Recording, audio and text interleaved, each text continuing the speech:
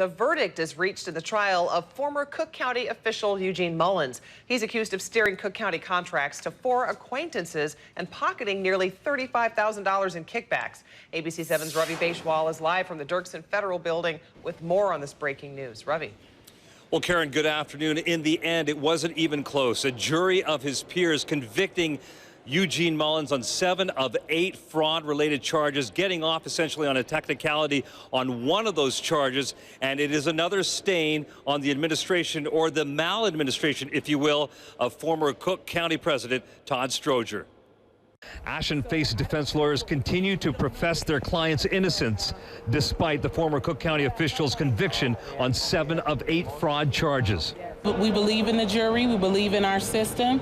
The jury made its decision, but that doesn't change our belief in Eugene's innocence. After 48 hours of deliberation, the jury of mixed gender and race found the 48-year-old former aide to Todd Stroger guilty on 3 counts of wire fraud and 4 counts of receiving illegal kickbacks.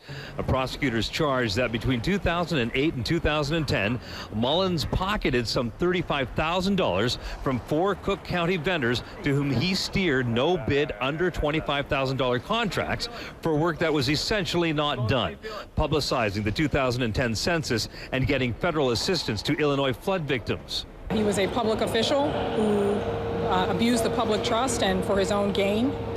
Former County President Todd Stroger never took the stand to defend a man known perhaps as his best friend who acted at times as a spokesperson, something the defense promised would happen. I believe that this case was always about Todd Stroger. I said that from the beginning when I first got it back last August, and I don't think that has changed. The defense says important evidence was excluded from the trial that would have showed Mullins acted appropriately. The prosecution said it was satisfied with the verdict, and their intention was never to go after Todd Stroger. The case wasn't about Todd Stroger.